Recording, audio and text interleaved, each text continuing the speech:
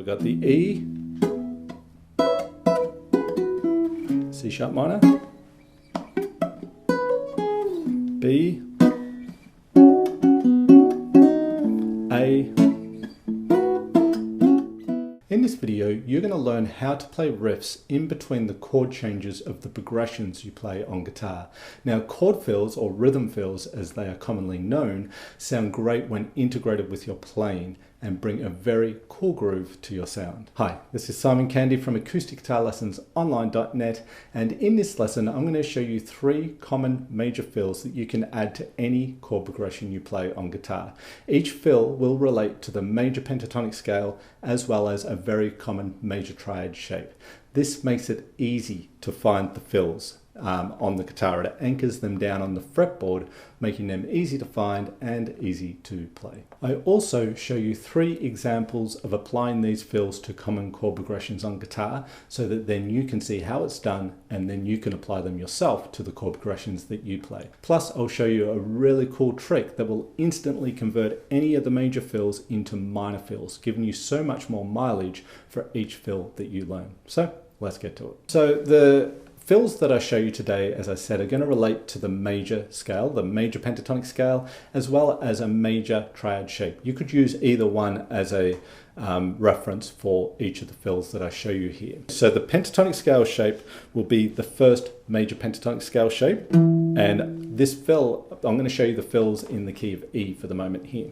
Okay, E major. So if we play E major pentatonic scale pattern 1, that puts us at the 12th fret, starting on the root note. And here's our pattern. And inside of that pattern you have a little major triad shape, which is just the 4th, 3rd and 2nd string, if you like, out of the full bar chord shape, right? Very common little triad shape. So you can relate to either of those things there, the major scale, pentatonic scale, or the major triad shape. They're all going to very much center around this triad shape, so I might suggest you take that as the guide, okay? And I'll show you the advantage of knowing that in a moment. But the first fill goes like this, okay? And you can play it, just when I played it then, I used a pick. Sometimes I'll use my fingers. Okay, I'm using, because I've got my pick here, I'm using my middle and ring fingers. Okay, it's a slightly different tone to the pick. So you can use whatever you like, whether it's your fingers or your pick or a combination thereof. But that is the fill. I'm simply playing double stops here. I'm using my 3rd and 4th fingers at the 12th fret on the top 2 strings, a grace note slide, which means pick and slide at the same time, into the 14th fret, then I come back to the 12th, and then I keep my 3rd finger on the 12th fret 2nd string, add my 1st to the 11th fret on the 3rd, slide that up, and then bring it back, another grace note slide. Okay, that's the fill, and it's sitting right in the vicinity of that major triad shape here. So if I wanted to make that an A major fill for an A chord, then there's my shape, and there's the fill. If I wanted to make it G, there's G. Okay, so that's why you want something to anchor the fill down, because then you can move it to suit the chord at the time. We'll be seeing how these are applied very shortly, but that is the first fill. Fill number 2 is very similar to fill number 1, so let me play it for you. It goes, okay. So what's happening here is we've got a little double stop. This time it's on the top string, top 2 strings. In fact, it was for the first fill too, but we're going to use our 1st finger to bar it this time because of what happens after, and that is a little grace note hammer-on, meaning that we pick the double stops and do the hammer-on at the same time. So it's a decorative element here. And then we come back off of the 1st finger, or the 3rd finger rather, comes off, and we come back to that double stop that is being barred with the 1st finger there on the top 2 strings. Then we need to move down to the second 2 strings, strings 2 and 3, and we have our 1st finger at the 11th fret, 2nd finger on the 12th fret of the 2nd string, another little double stop, same little double stop we did in the first riff, but again refretted differently so that we can accommodate what happens in this riff, and that is that we hammer on with the grace note again, hammer on, and then we come back. So we've got the same little thing being applied to the string set below. So you've got the top 2 strings, and then the 14th fret on the 4th string. Okay. And I'm using my fingers and my pick for the 4th string, but you could of course do this as well with your pick if you want. Just depends on the sound you want. Okay, so that is the second major fill, and you can see that it's very much nestled right in with that major triad shape, as was the first fill. And the third major chord fill here goes like this. Again. Okay, so no double stops with this one. What we're doing here is we're sliding into the 13th fret with the 2nd finger, and then we're playing the 12th fret on the top string. So it's a little 6th harmony shape, which is living inside the major pentatonic scale here. So again, that's your framework to relate to. And then when we come back to the 3rd string, instead of playing the 13th fret, I actually play a little muted sound. I just relax the finger and I get that muted sound, like so. And then I get a hammer on from the 12th fret to the 14th fret on the 2nd string, and then I come back to the 13th fret, and this time I sound it. So slowly it goes. So it just adds a little bit of a percussive element to this fill. So like this. And once more. Okay, so that is our third major chord fill here. You can see that it's relating to the major triad shape and the larger major pentatonic scale. So let's actually now take the fills that I've shown you here, the major fills, and apply them to some common chord progressions. And the first chord progression is going to be very simple. It's really just a vamp. It's going to be an E chord to an A chord. And we're going to put some fills in with this chord progression. So a bar, nice cool slow groove on the E, and a bar on the A chord. So we're going to be, instead of playing the E and the A down here, which we could do, we'll use the little triad shape, and because we're playing E and A chords, we'll take advantage of the low droning strings. So we're going to play the first half of the bar, the root note of the E, and a little strike on the E triad shape. And then we're going to play our first fill, which is going to go, that was the second major chord fill I showed you. So the E,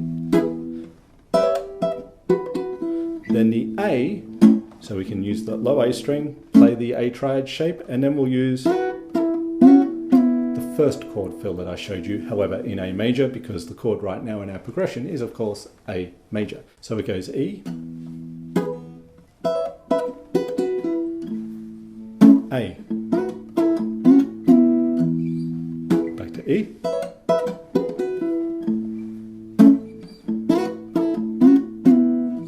okay, very simple, but what you might hear there is I'm playing half a bar on the chord and then half a bar I'm using to fill with the appropriate riff before moving to the next chord. So the first half of the bar is the chord, and then the fill for the second half, and then to the A, half bar, and then fill.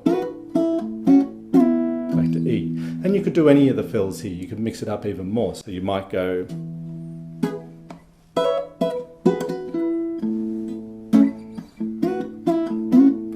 turn,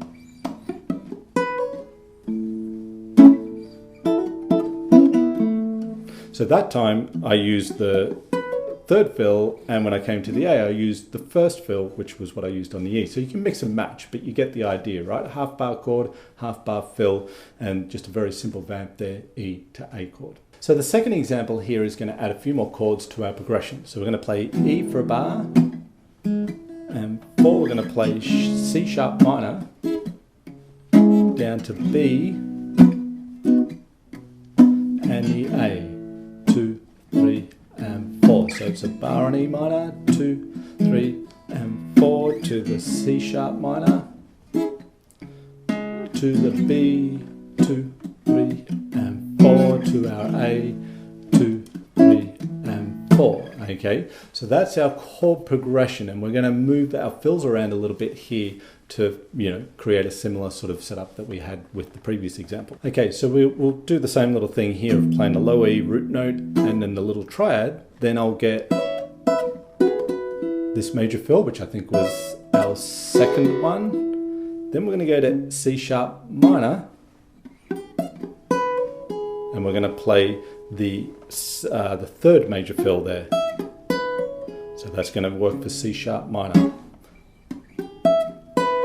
Now you might think, how does that work? Because you're playing an E major fill there, but the chord is C sharp minor. Well, here's the neat little trick that I will show you more of in the third example.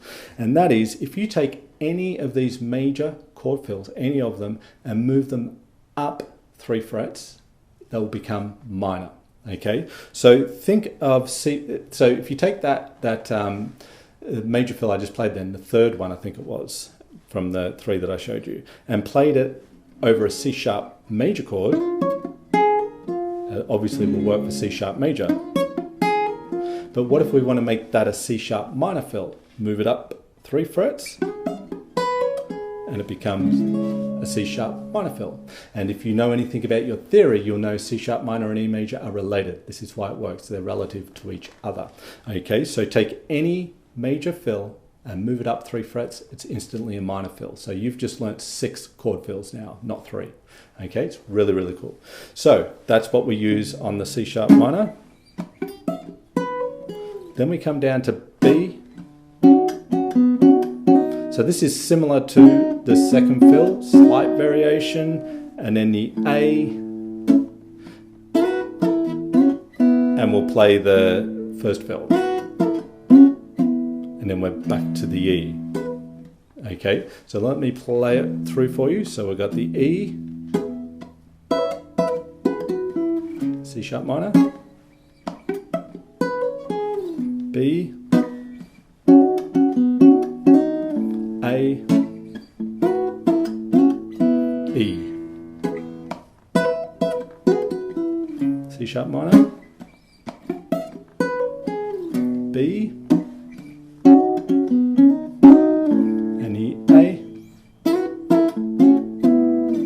Okay, so again, half bar chord, half bar fill, half bar chord, half bar fill. So the third and final example here is actually going to be a minor chord progression, so we can reinforce this concept of moving our major triads up 3 frets to convert them to minor. So the chord progression is going to be E minor to for a bar, to G for a bar, to A minor, and back to E minor for a bar, and then we'll repeat E minor to the G, to the A minor, 2, 3, and 4 to the E minor. Now you might recognize that a little bit. It's the first 4 bars of the great tune Little Wing, which is a good example of these sorts of fills at work. With this particular example, we're on E minor. So we take a major fill, this one, and we go, well, we want to, that's E major, we want to make it E minor. So we move it up 3 frets and we get E minor. However, I want to play it down the octave. So instead of playing it here, I play it down here. Okay, so that's how I arrive at that fill to fit the E minor chord. E minor. Okay, I think that was the second fill I showed you. Then we go to G. Now, there's a major fill, so we're simply taking that third major fill I showed you in E, relating to E major chord, down to G. So we don't have to convert anything there so much, we just have to move it to the G major position. So that's G major. Now A minor. So we're going to take again the major fill that we learnt here. Okay, but we're going to play it as A major, which is down here at the 5th fret, and then we're going to move it up 3 frets because that takes it from A major to A minor. Now, and I can appreciate there's a little bit to think about there, but as you practice this and you apply this yourself, learn my examples, then apply it yourself, you're going to be able to do all this very quickly and immediately. Okay, so trust me on that. If you take this and you apply it over and over, you won't be thinking all those steps. It'll be pretty automatic. Okay, but that's how we arrive at being able to convert any major fill into a minor fill by simply moving it up 3 frets when needed for minor chords. So we've got E minor, G, A minor, then back to E minor,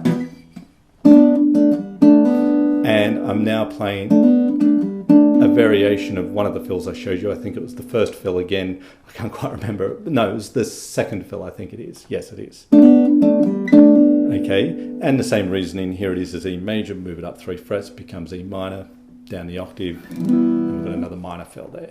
Okay, so that chord progression with the fills, E minor, G, A minor, E minor.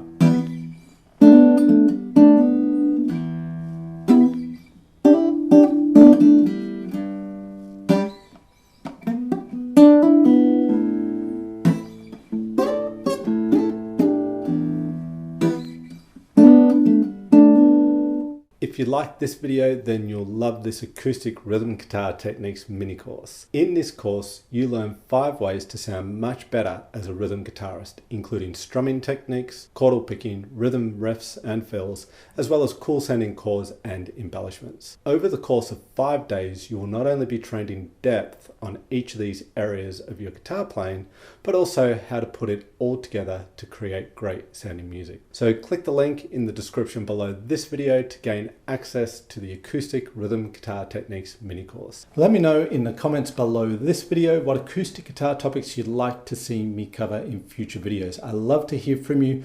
I read all the comments. I do my best to reply to them all, so don't be shy, drop me a line. If you like this video, then hit that like button, and if you haven't already, subscribe to the channel. Now, my YouTube analytics tell me that almost 80% of you who watch these videos are not subscribed. So if you like the videos, subscribe. I'd really appreciate it. You might think you're subscribed because my videos come up in your feed because you've seen other videos, but it's not the case. If you do subscribe, of course, hit the notification bell button. That way YouTube will tell you when I've released a new video, which is every single week. This is Simon Kennedy from AcousticGuitarLessonsOnline.net. As always, thank you so much for being here. I really, really do appreciate your time. And of course, I look forward to seeing you in the next video.